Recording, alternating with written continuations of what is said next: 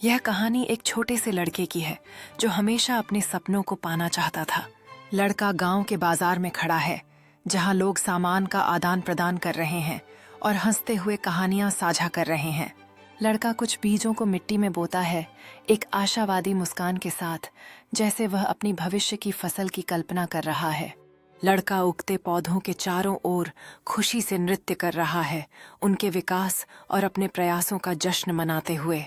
लड़का एक खिलते हुए बाग के सामने गर्व से खड़ा है, जिसमें रंग बिरंगे फूल और समृद्धि दिख रही है, जो उसके परिश्रम का परिणाम है। लड़का गांव वालों के साथ फूल बांट रहा है, सब मिलकर उसकी मेहनत की सुंदरता और खुशबू का आनंद ले रहे हैं। लड़का बाग के बीच में खड़ा है, गांव वाले उसके चारों ओर हैं, जो उसकी मेहनत के लिए आभार व्यक्त कर रहे हैं। लड़का एक पेड़ के नीचे बैठा है, अपनी यात्रा पर विचार कर रहा है, जबकि उसके पीछे बाग खिलता हुआ दिख रहा है। एक बार एक छोटा लड़का अपने दादा के साथ बाजार में निकला। घूमते फिरते उन्होंने एक जूते बनाने वाले व्यक्ति को देखा, जिसे एक ग्राहक अपमानित कर रहा था। ग्राहक उस पर चिल्ला रहा था और उसकी बनाई हुई जूतों में कुछ गलती के लिए शिकायत कर रहा था। जूते बनाने वाला व्यक्ति शांति से उसकी बात सुनता रहा और माफी मांगता रहा। उसने वादा किया कि वह अगली बार बेहतर जूते बनाएगा। इस दृश्य को देखकर दादा और लड़का आगे बढ़ गए। थोड़ी देर बाद वे एक कॉफी की दुकान में गए। कॉफी की दुकान में बैठकर दादा ने अपने पोते से कहा कि जीवन में कई मुश्किलें आएंगी, लेकिन हमें हमेशा धैर्य और विनम्रता बनाए रखनी चाहिए। उन्होंने समझाया कि कैसे जूते बनाने वाले व्यक्ति ने अपमान सहते हुए भी अपने काम को सुधारने का वादा किया। यह सुनकर लड़का सोच में पड़ गया और उसने तय किया कि वह भी अपने जीवन में धैर्य रखना सीखेगा। यह एक डरावनी कहानी है जिसमें एक कच्चा चेहरा वाला राक्षस और खूनी फूल शामिल हैं। जंगल में एक राक्षस रहता है जिसका खौफनाक रूप लोगों को डराता है, लेकिन उसके पास एक रहस्य है जो उसे अनोखा बनाता है। एक रात जब चांद आधा था, राक्षस ने खूनी फूल को अपनी पकड़ में लिया और उसकी चमक से सम्मोहित होकर उसे देखने लगा। गांव के लोग उसके पास आने की हिम्मत नहीं कर पाते, लेकिन एक युवक जिसका नाम अजय था, अपने डर के बावजूद उस दृश्य को देखने के लिए निकला। अजय ने देखा कि राक्षस खूनी फूल के साथ कोई जादुई संवाद कर रहा था, जिससे फूल की चमक और भी बढ़ गई थी। इस अद्भुत दृश्य ने अजय के मन में सवाल उठाए कि क्या यह राक्षस असल में इतना बुरा है या फिर उसमें कुछ खास है जिसे समझा जाना चाहिए। अजय ने अंततः साहस जुटाया और राक्षस से पूछा, क्या तुम सच में बुरा हो या तुम केवल मिसअंडरस्टूड हो? राक्षस ने उसकी बात सुनी और एक पल के लिए चुप रहा, जैसे वह अजय की आत्मा में झांक रहा हो। एक बार की बात है, एक गांव में यूक्रेन में एक अमीर जमींदार रहता था। उसके पास कई खेत और जंगल थे। उसके पास इतना सारा जमीन था कि गांव के किसान उसे अपने मुखिया के रूप में मानते थे। किसान एक चालाक किसान था जो साधारण कपड़े पहने हुए जमींदार के सामने आत्मविश्वास से खड़ा है। उसके चेहरे पर एक चतुर मुस्कान है, क्योंकि वह उसे मात देने की योजना बना रहा है। जमींदार क्रोधित नजर आ रहा है। उसके महल में भव्य सजावट के बीच यह दर्शाता है कि वह चालाक किसान की करतूतों के खिलाफ गुस्से में है। गांव के लोग इकट्ठा होते हैं, चतुर किसान की बातें सुनते हैं। उनके चेहरे पर आनंद और जिज्ञासा की चमक है। एक दृश्य में चालाक किसान जमींदार को चालाकी से धोखा दे रहा है, एक पहेली पेश करते हुए, जबकि जमींदार भ्रमित और हताश दिख रहा है। गांव वाले खुश होकर ताली बजाते हैं जब चालाक किसान अपनी जीत का जश्न मनाता है, जबकि जमींदार पीछे खड़ा बस सिर झुकाए हुए है। गांव के ऊपर सूर्यास्त का दृश्य एक नए आरंभ का प्रतीक, जहां चालाक किसान गर्व से खड़ा है और उसके साथी किसान उसके पास हैं। चालाक किसान अपनी नई संपत्ति को गांव वालों के साथ साझा कर रहा है। ये दृश्य उदारता और मित्रता की एक तस्वीर है, जहां लोग उसके चारों ओर खुशी से इकट्ठा होते हैं। एक शांत गांव का दृश्य जहां हंसी और आनंद है और गांव वाले सामूहिक दावत का आनंद लेते हैं, जो उनकी नई समृद्धि का प्रतीक है। ईमानदारी का फल हमेशा मीठा होता है।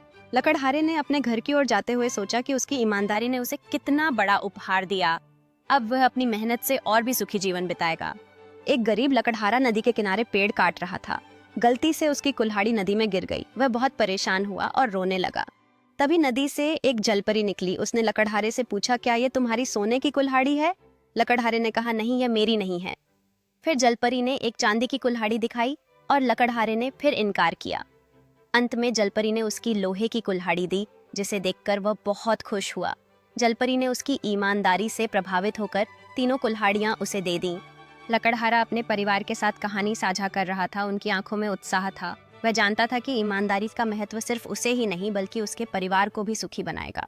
लकड़हारा गांव के बच्चों को ईमानदारी के बारे में सिखा रहा था। उनके चेहरे ध्यान से सुन रहे थे।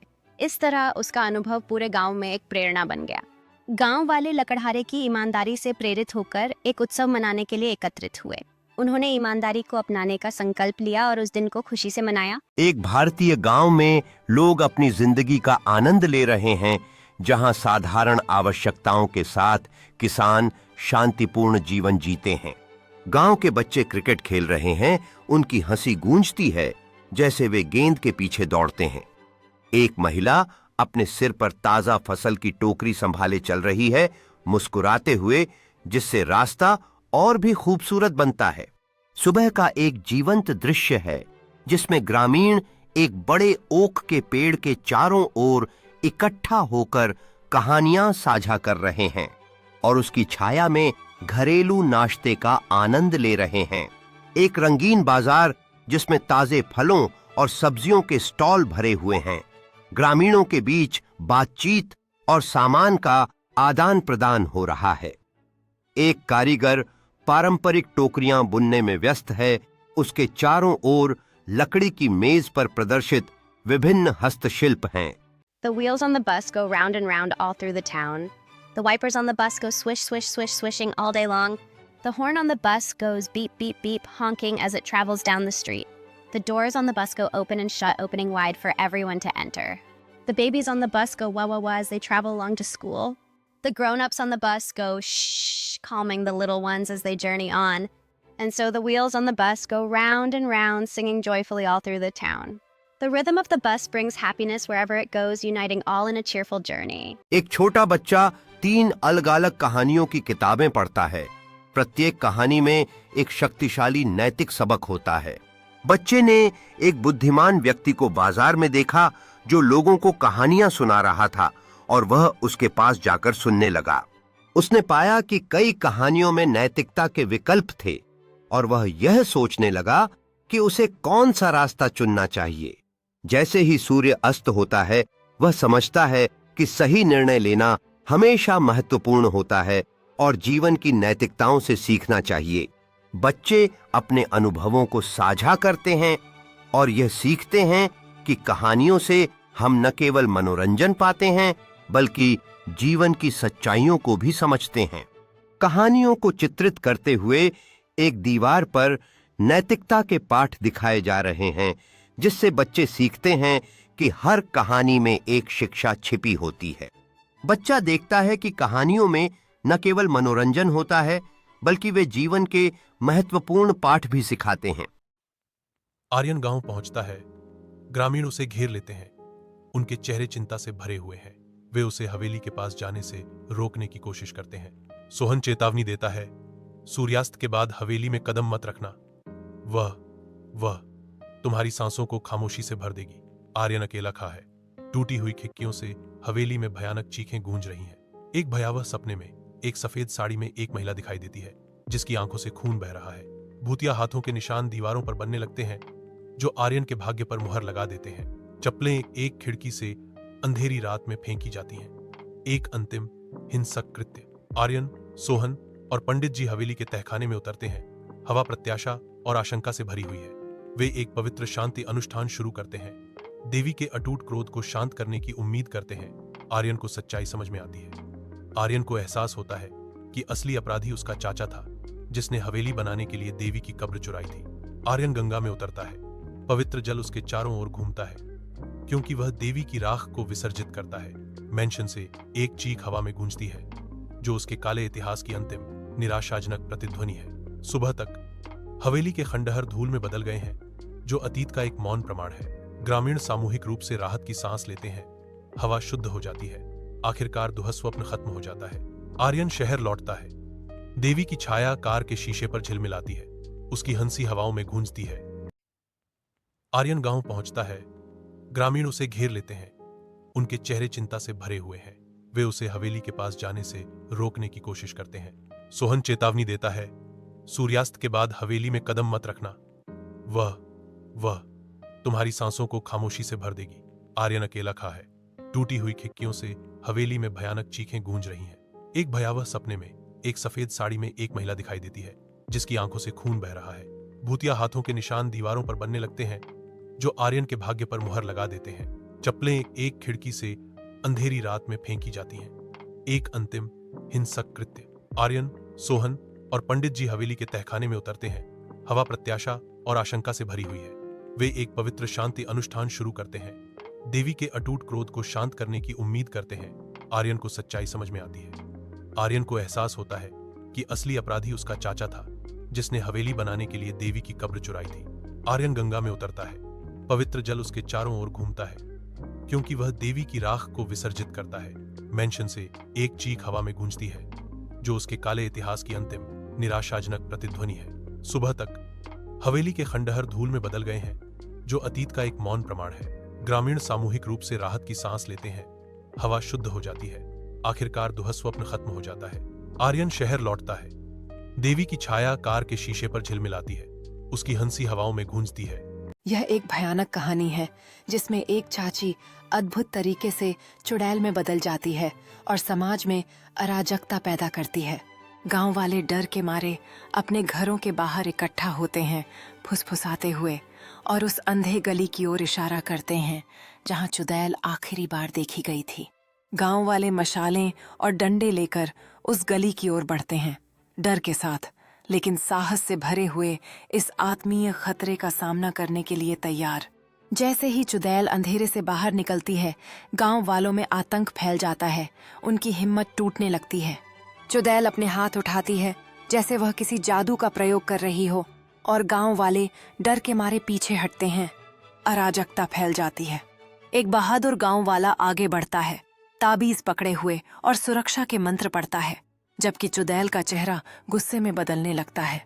गांव वाले एकजुट होकर अपने बहादुर साथी के चारों ओर सुरक्षा की एक परिक्रमा बनाते हैं और चुड़ैल के साथ एक जबरदस्त टकराव होता है। यह एक भयानक कहानी है जिसमें एक चाची अद्भुत तरीके से चुड़ैल में बदल जाती है और समाज में अराजकता पैदा करती है।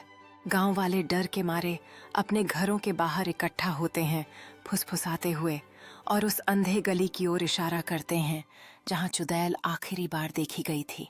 गांव वाले मशालें और डंडे लेकर उस गली की ओर बढ़ते हैं, डर के साथ लेकिन साहस से भरे हुए इस आत्मीय खतरे का सामना करने के लिए तैयार।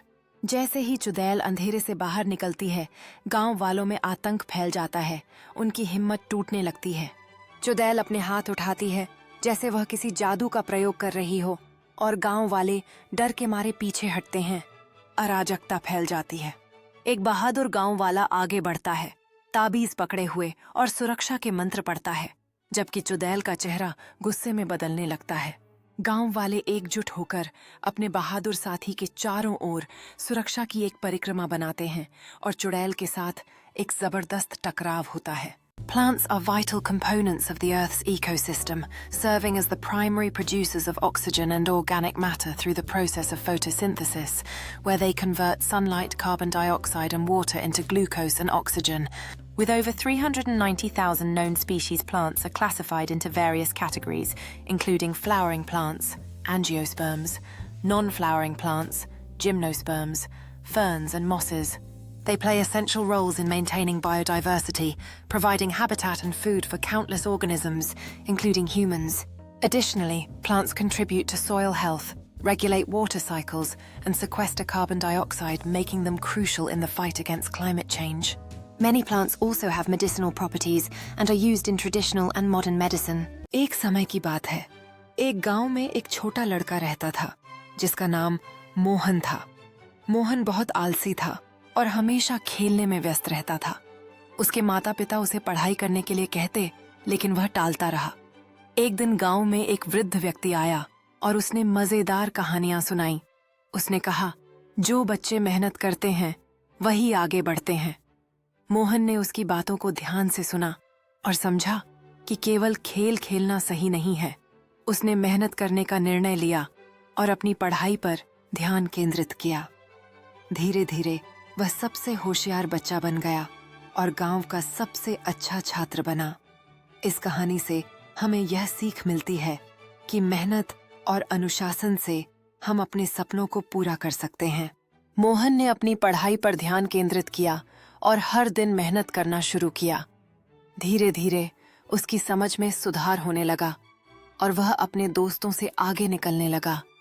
उसके माता पिता भी उसकी मेहनत को देखकर गर्व महसूस करते थे। जब परीक्षा का समय आया तो मोहन ने अच्छा प्रदर्शन किया और गांव के सबसे अच्छे छात्र का पुरस्कार जीता। इस सफलता ने उसे और भी प्रोत्साहित किया और उसने अपने सपनों को पूरा करने के लिए कड़ी मेहनत करना जारी रखा। अब मोहन जान गया था कि सिर्फ खेलना ही नहीं बल्कि मेहनत और अध्ययन भी महत्वपूर्ण है। एक बार की बात है, 4 दोस्त राहुल, सुष्मिता, रोहन और पूजा एक खूबसूरत पहाड़ी जगह की ट्रिप पर गए। उस जगह की खूबसूरती ने उन्हें मंत्रमुग्ध कर दिया, लेकिन जैसे ही रात का अंधेरा छाने लगा, माहौल में अजीब सी खामोशी छा गई। उन्होंने एक पुराने सुनसान होटल में रात बिताने का फैसला किया। रात को जब सब सोने चले गए, पूजा ने सुनाई दी एक अधूरी कहानी के बारे में सुना रखा था। अचानक उन्हें होटल के बाहर से अजीब आवाजें सुनाई दीं। राहुल ने मजाक में कहा कि शायद वह आत्मा है जिसे पूजा ने कहा था, लेकिन जब रोहन अचानक उठकर बाहर चला गया तो बाकी तीनों डर के मारे उसके पीछे भागे। जब वे बाहर पहुंचे तो देखा कि रोहन खो गया है और अचानक वहां ठंडक भरे हवा में एक परछाई उनके सामने आ गई। अब उन्हें अपनी दोस्ती को बचाने के लिए न केवल रोहन को ढूंढना था बल्कि उस अंधेरे राज से भी निजात पाना था जो उनके ट्रिप को एक खौफनाक सपने में बदल रहा था। एक बार की बात है, 4 दोस्त राहुल, सुष्मिता, रोहन और पूजा एक खूबसूरत पहाड़ी जगह की ट्रिप पर गए। उस जगह की खूबसूरती ने उन्हें मंत्रमुग्ध कर दिया, लेकिन जैसे ही रात का अंधेरा छाने लगा, माहौल में अजीब सी खामोशी छा गई।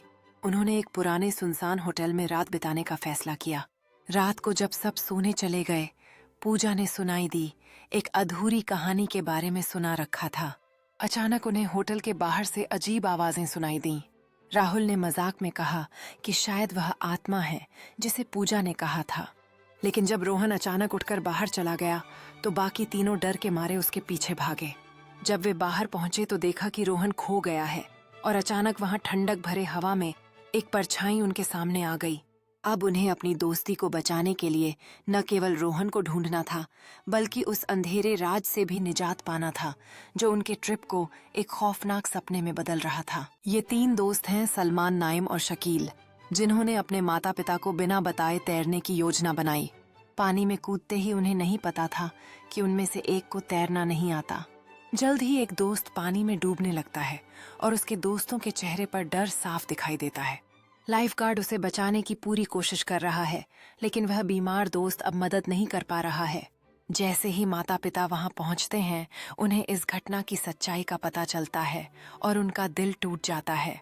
यह घटना सभी को एक सीख देती है कि माता पिता को बताना कितना जरूरी है ताकि वे मार्गदर्शन कर सकें। अब स्कूल में एक सभा हो रही है जहां बच्चे सीखते हैं कि बिना बताए तैरने जाना कितना खतरनाक हो सकता है। सलमान और नाइम अपनी कहानी साझा करते हैं, जिससे सभी को एहसास होता है कि सुरक्षा पहले आती है। छात्र एकजुट होकर अपने माता पिता को बताने की शपथ लेते हैं ताकि भविष्य में ऐसी घटनाएं न हों। अब सलमान और नाइम अपनी नई सोच के साथ घर लौट रहे हैं जो उन्हें सीखने का एक नया दृष्टिकोण देती है। ये 3 दोस्त हैं, सलमान, नाइम और शकील, जिन्होंने अपने माता पिता को बिना बताए तैरने की योजना बनाई। पानी में कूदते ही उन्हें नहीं पता था कि उनमें से एक को तैरना नहीं आता। जल्द ही एक दोस्त पानी में डूबने लगता है और उसके दोस्तों के चेहरे पर डर साफ दिखाई देता है। लाइफगार्ड उसे बचाने की पूरी कोशिश कर रहा है, लेकिन वह बीमार दोस्त अब मदद नहीं कर पा रहा है। जैसे ही माता पिता वहां पहुंचते हैं, उन्हें इस घटना की सच्चाई का पता चलता है और उनका दिल टूट जाता है। यह घटना सभी को एक सीख देती है कि माता पिता को बताना कितना जरूरी है ताकि वे मार्गदर्शन कर सकें। अब स्कूल में एक सभा हो रही है जहां बच्चे सीखते हैं कि बिना बताए तैरने जाना कितना खतरनाक हो सकता है।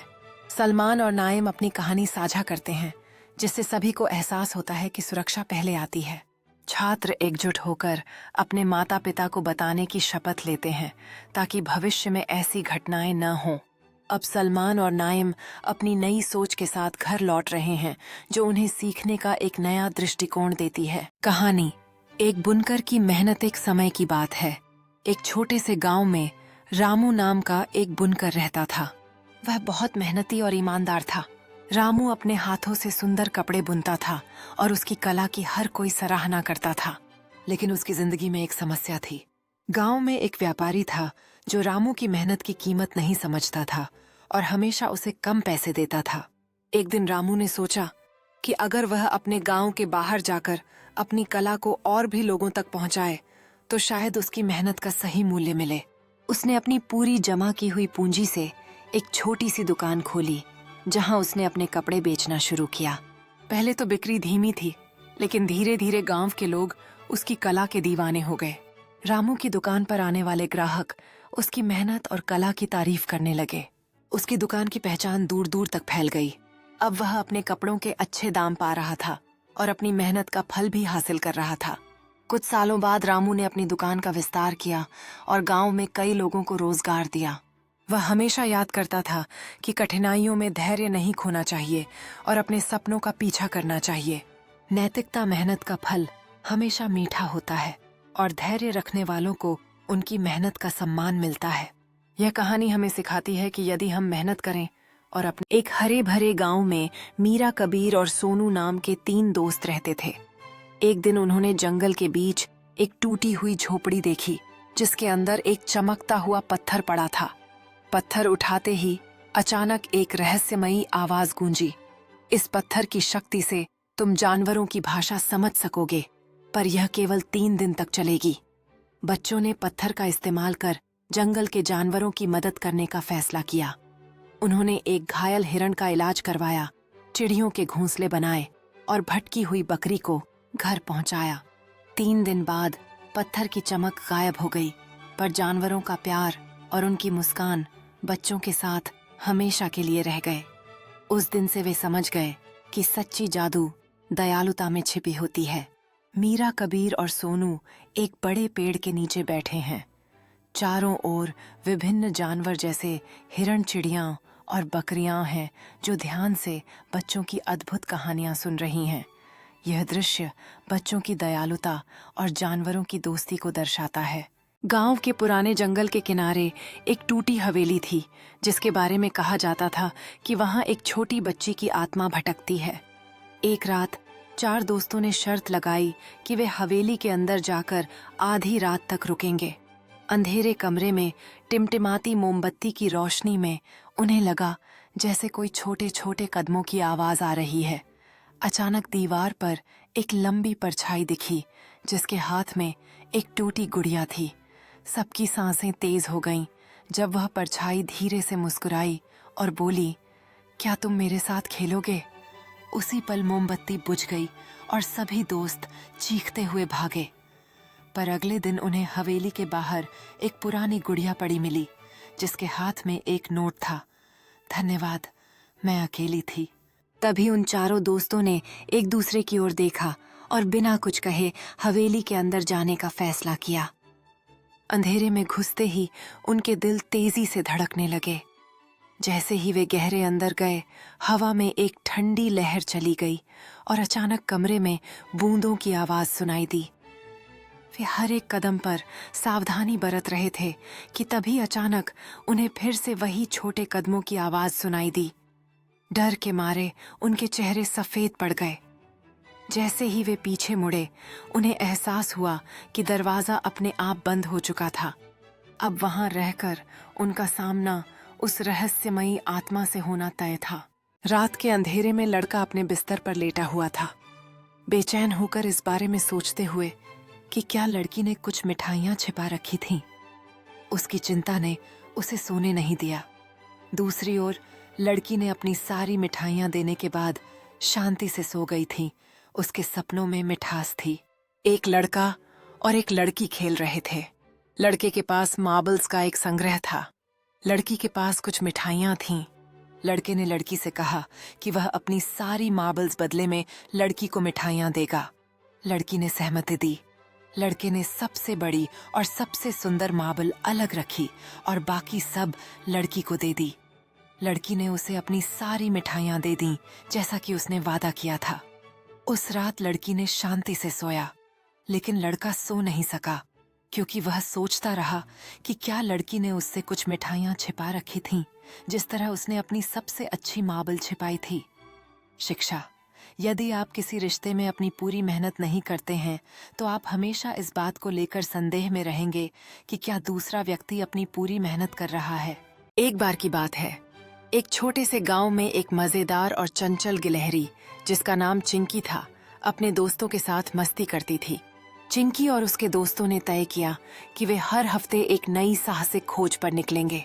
पहले सप्ताह उन्होंने जंगल में एक रहस्यमय गुफा खोजी, जहां उन्हें एक प्राचीन खजाना मिला। दूसरे सप्ताह उन्होंने एक रहाट में जाकर अपने गांव के बोरियों में छिपे कई सारे रंग बिरंगे गुलाबों का आनंद लिया। हर बार उनकी कहानी में एक नया मोड़ और नया रहस्य जुड़ता, जिससे दर्शक रोमांचित हो जाते।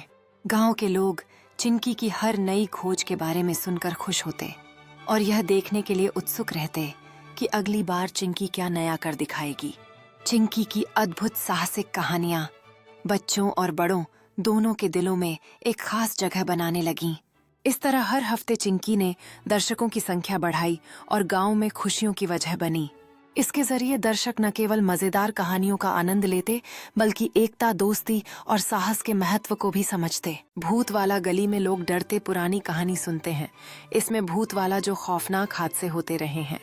बुजुर्ग आदमी एक पुरानी भूतिया कहानी सुनाता है, बच्चों के ध्यान को पूरी तरह से अपनी ओर खींचते हुए, जब वह अपने हाथों से इशारे करता है। बच्चे डर और उत्साह के मिश्रण में एक दूसरे को थामे हुए हैं, जैसे वे हर शब्द को गहराई से सुन रहे हैं।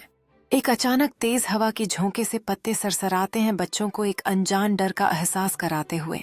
जब वे गली के अंदर से एक रहस्यमय आवाज सुनते हैं, तो उनके चेहरे पर आतंक का भाव उभर आता है। बुजुर्ग आदमी धीरे से बताता है कि गली में कौन सा भूत है, जिससे बच्चों का ध्यान और भी बढ़ जाता है। एक चमकदार बिजली की कौन से बच्चों के चेहरे पर भय और बुजुर्ग आदमी की तीव्र मुद्रा उजागर होती है, जैसे वह कहानी के चरमोत्कर्ष की ओर बढ़ता है। बुजुर्ग आदमी अपनी कहानी को और भी प्रभावशाली बनाने के लिए अपने हाथ को गली की ओर इशारा करता है, जिससे बच्चे पूरी तरह से मंत्रमुग्ध हो जाते हैं। एक डॉक्टर तात्कालिक सर्जरी के लिए अस्पताल में तेजी से आए, लेकिन उनके पहुंचने से पहले ही एक पिता ने गुस्से में उनसे पूछा कि वह इतनी देर क्यों कर रहे हैं, जबकि उसका बेटा खतरे में है। डॉक्टर ने शांतिपूर्ण ढंग से समझाने की कोशिश की, लेकिन पिता ने उनकी स्थिति नहीं समझी। जब सर्जरी सफलतापूर्वक खत्म हुई, डॉक्टर जल्दी से जा रहे थे, जब एक नर्स ने बताया कि उनका अपना बेटा कल एक दुर्घटना में निधन हो गया था और वह अंतिम संस्कार से लौटे थे। इस कहानी का नैतिक है, कभी भी किसी को न्याय न करें, क्योंकि हम नहीं जानते कि वे क्या सहन कर रहे हैं। डॉक्टर ने हॉलवे में एक क्षण के लिए रुका। उसके चेहरे पर दर्द की भावना थी जब उसने इस समाचार पर विचार किया, जबकि अन्य चिकित्सा कर्मचारियों ने सहानुभूति और चिंता के साथ उसे देखा। एक शांत अस्पताल की चैपल है, जिसमें नरम रोशनी और पुष्प व्यवस्था है, जहां डॉक्टर चुपचाप खड़ा है, अपने बेटे की मौत पर विचार कर रहा है। एक भयानक राक्षस है जिसके नाखून लंबे हैं और चेहरा गंदा है, वह लोगों को मारता है। यह एक खौफनाक नजारा है। राक्षस अंधेरे से बाहर निकलता है और एक डरे हुए समूह के ऊपर खड़ा होता है। उनके चेहरे पर भय की भावना होती है। इसके बाद राक्षस के हमले का दृश्य सामने आता है, जहां चारों ओर बिखरी हुई चीजें और एक भयावह सन्नाटा छाया हुआ है। राक्षस अब पूरी तरह से दिखाई देता है, अपने तेज दांतों को डराने वाली मुस्कान में दिखाता है, जबकि डरा हुआ समूह पैनिक में भागने लगता है। लेकिन एक साहसी व्यक्ति अपने को खड़ा करता है, जो अंधेरे में एक फ्लैशलाइट के साथ राक्षस का सामना करने के लिए तैयार है। साहसी व्यक्ति फ्लैशलाइट को सीधे राक्षस पर चमकाता है, जिससे वह क्षणिक रूप से ठिठक जाता है। उसके डरावने मुखौटे में एक संवेदनशीलता का झलक दिखाई देता है। अब भीड़ साहसी व्यक्ति की हिम्मत से प्रभावित होकर उसके पीछे फिर से इकट्ठा होने लगती है। उनके चेहरों पर भय और दृढ़ संकल्प का मिश्रण होता है। ஒரு மண்ணின் பிடிமானம் கொண்ட ஒருவரானை நான் விரும்புகிறேன் என்று சிந்திக்கும்போது அவர் எவ்வாறு ஒரு வெறுமனே இருந்த நாட்டில் அழகான நகரத்தை கட்டுகிறார் என்பதற்கான கதை இது. இந்த மாயச் செயல் பிரார்த்தனை கொண்ட உழைப்பு மண்ணில் வாழும் அனைவருக்கும் உதவும் சக்தியாக செயல்படுகிறது. இதன் பிறகு காடுகள், ஆறுகள் மற்றும் அந்த நகரில் மகிழ்ச்சியுடன் வாழும் மனிதர்கள் மற்றும் உயிரினங்கள் தோன்றின. இந்த மாயக்கூறு மற்றவர்களுக்கு உதவுவதற்கான எங்கள் திறமையை ஊக்குவிக்கிறது, மேலும் அனைத்து உயிர்களுக்கு சமநிலையையும் அமைதியையும் காடுகிறது. எதுதான் உயர்ந்தது என்பதை நாம் எண்ணினாலும் ஒருவருக்கொருவருக்கு உதவ விரும்பும்போது அந்த ஆர்வமே வாழ்க்கையின் உண்மையான வலிமையாகும். இந்த நகரத்தின் மையத்தில் வாழ்க்கையின் உண்மையான வலிமை அதற்கான ஆதாரங்களை வழங்குகிறது. இந்த மகிழ்ச்சி ஊரின் மக்கள் ஒட்டுமொத்தமாக செல்லும் பொழுதுகளின் இனிமையை வெளிப்படுத்துகிறது. அவர்களின் பகுதிகள் மற்றும் உணர்வுகள் ஒன்றிணைந்து அனைவருக்கும் நல்லையாண்மையை அளிக்கின்றன. இந்த நகரத்தில் ஒற்றுமை மற்றும் அறிவு பகிர்வு வாழ்க்கையின் மேலும் உயர்ந்த நோக்கத்தை உருவாக்குகிறது. எனவே இந்த நகரத்தில் வாழும் அனைவரும் ஒருவருக்கொருவர் உதவுவதில் மட்டுமே மனிதரின் உண்மையான சக்தி உள்ளது என்பதை உணர்ந்தனர்.